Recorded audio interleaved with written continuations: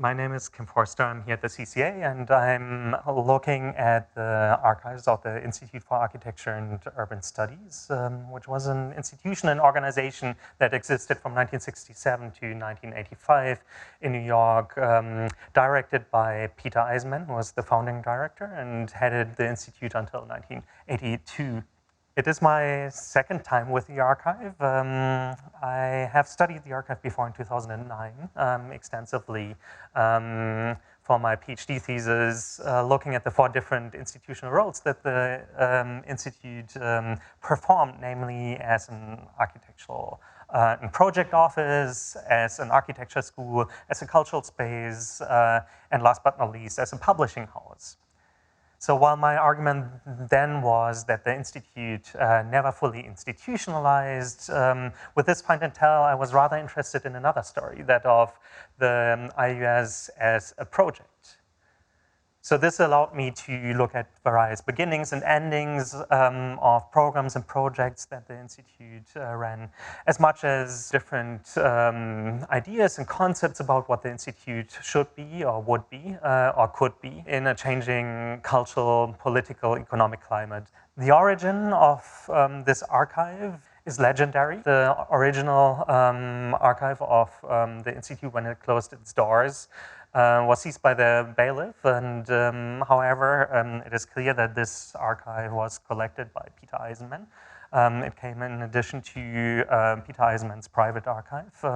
So what we have here is quite extensive list of documents that somehow allow to tell the institutional history of the IAUS and analyze somehow the different restructurations of the Institute, as much as its impact on architectural culture at large.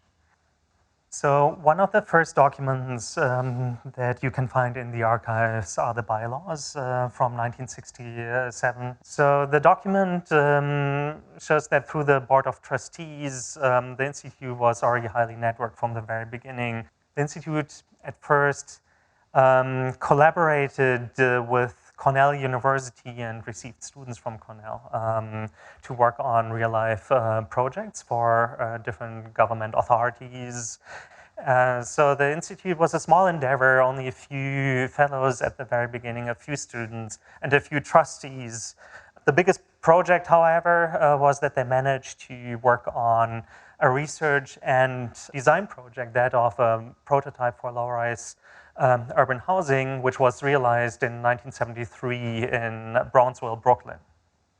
So we have, like starting 1974, lectures every night during the week for 6 years that the Institute organized, an incredible number, with multiple lecture series running through the weeks, moderated partially by Institute fellows, but also by friends. So here we have lecture courses on public places in New York, for example, an introduction to the history of modern architecture, the background, work, and influence of Louis Kahn, an introduction to urban design, in this case moderated by Jonathan Barnett, who is marked here on this poster.